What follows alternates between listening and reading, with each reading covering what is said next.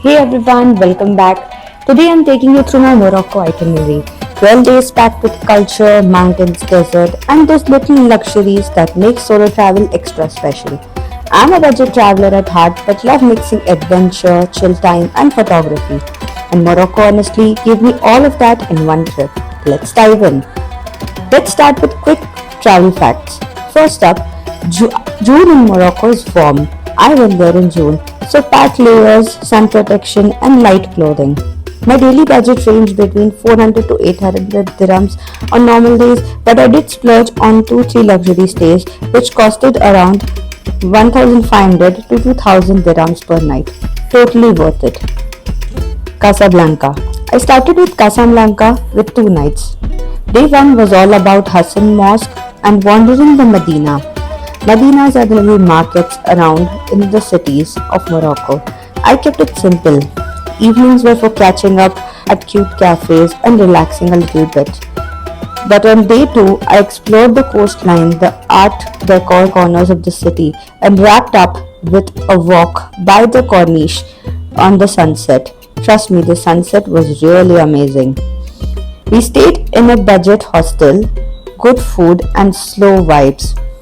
There are some really great clubs in Casablanca, and you can experience the nightlife, which is really good.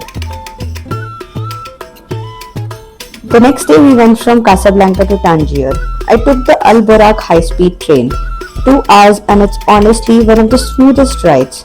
Tangier was all about beautiful harbor lights and exploring this place, which is on the edge of the Mediterranean Sea and the Atlantic Ocean. And these are the pictures from that place, and it was really amazing to be in this place.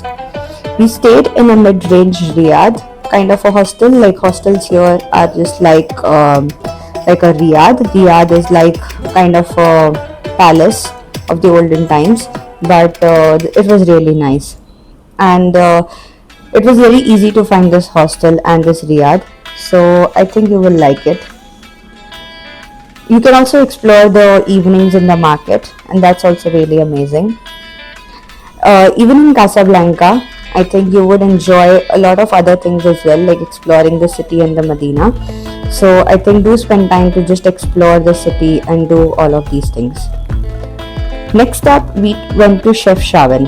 All we had to do was take a bus from Tangier to Chefchaouen, and you can use the bus app to book like a website to book this bus. I will be putting, you can see it on the screen, and I'll also be putting it on the description.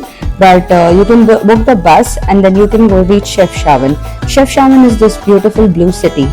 From Tangier, I headed to Chefchaouen, the blue city in the Rif Mountains. If you're a photographer like me, it's a dream. I stayed 2 nights, sunrise at the Spanish Mosque, and the day hike to the actual waterfalls or the actual mountains. While taking this ride, we hired the ATV, and we just rode the ATV for 2 hours, and it was really amazing. The evenings are really nice. You can chill at a nice place. We found a really nice kind of a cafe where the locals were hanging out, mostly local men.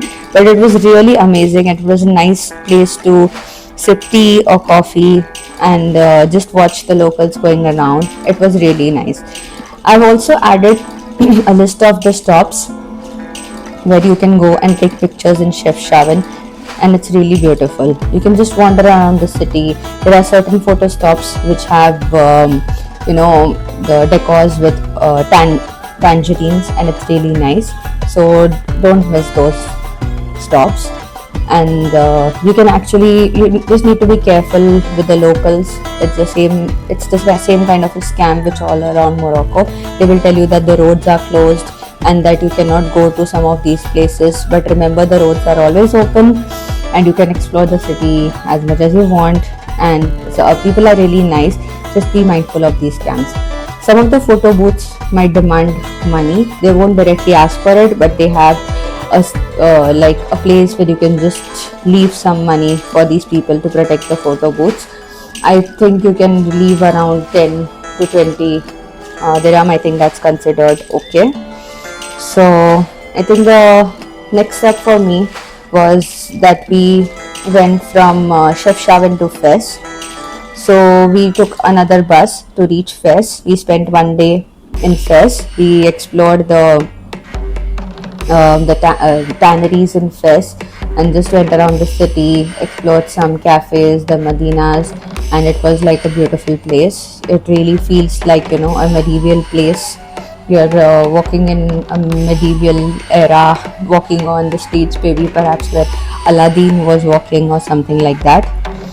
So we switched gears, went from like we took a private transfer into the Atlas Mountains. We took like a 3-day tour from Fes and to Marrakesh, and on the way it took us through a lot of these places.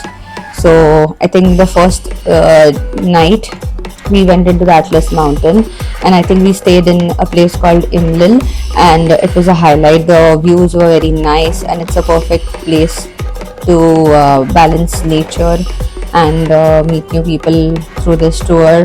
And you see a lot of things on the way, explore a lot of beautiful Mount Ouarzazate. I think, I'm not sure if I'm pronouncing the place correctly, but this is the place that we went to. And I think the next thing that we did is that we went around, saw the Tizitaka Pass to reach Ait Banhatu. It's a UNESCO site that looks straight out of a movie set. A lot of interesting movies were shot on this place.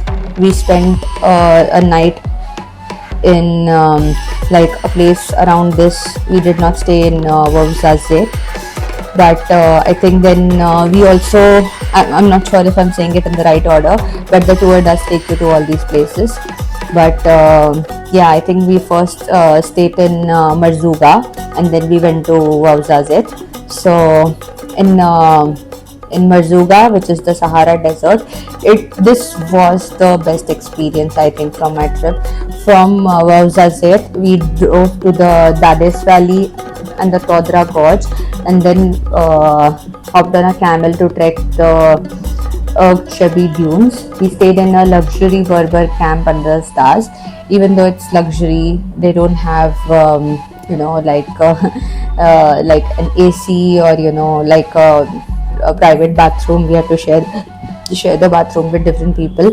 But there are a lot of insects. There are also bed bugs here, so be mindful of that. After you go back from the Sahara Desert, get your clothes treated for bed bugs, because I don't think we had a great experience with that. But if you book the luxury tent, it's like super expensive. It's like 3 times more expensive than this one. So it's better to stay here. And do not, in any case, do not miss the stars at night, because I'm pretty sure you will be mesmerized by the stars. So they are totally amazing. And don't miss the campfire music. And we also did a little bit of sandboarding. It was pure magic. This place was really amazing. And while we were you know, on this tour, we also witnessed like a valley with a lot of date palms. It was really amazing to walk, like a beautiful lovely town on the way.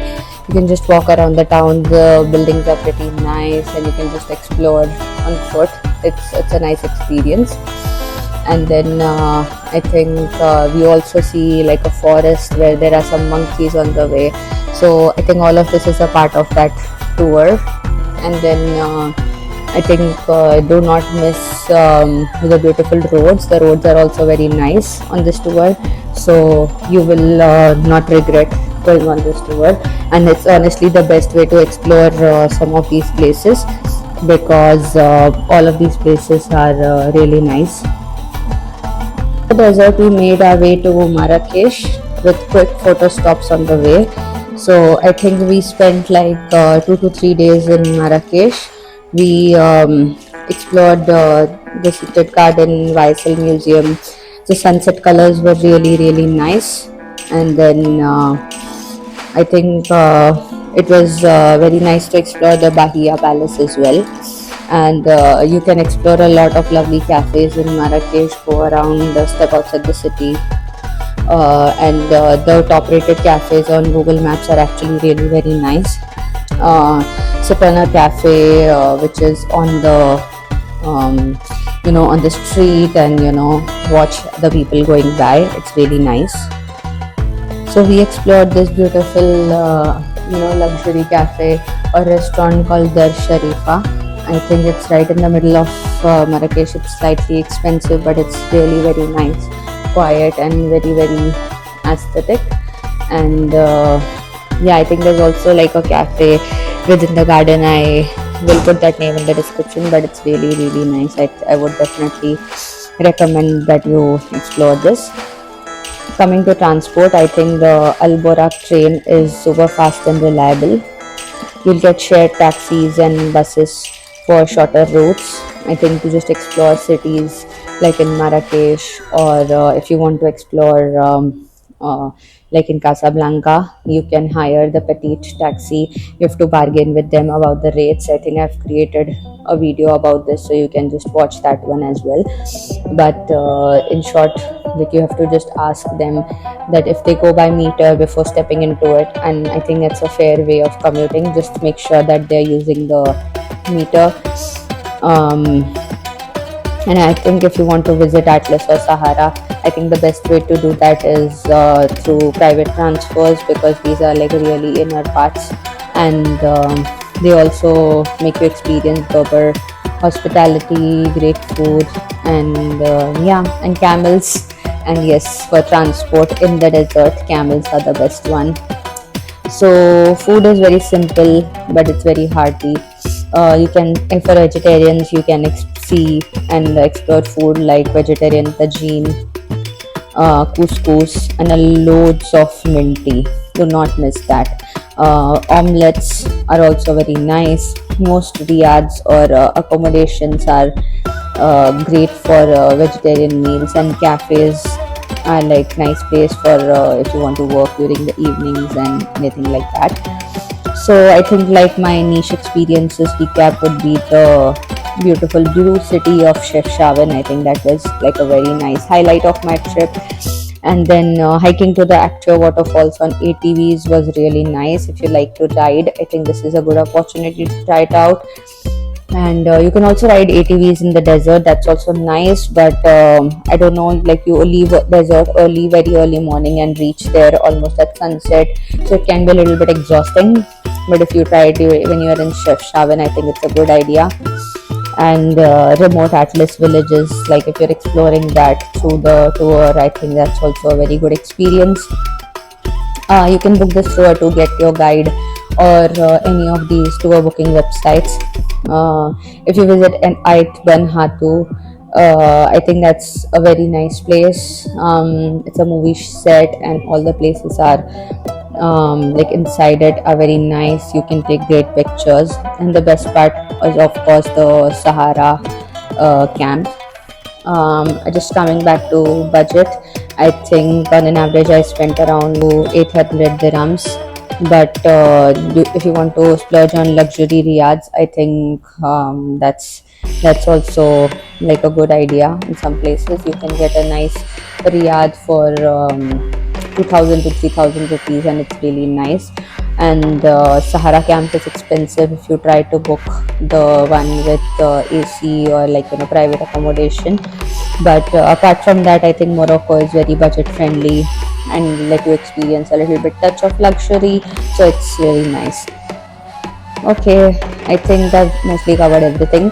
If you're a solo traveler like me who loves photography, mixing adventure and chill time, and sneaking in some little bit of work and relaxation along the way, Morocco is a dream.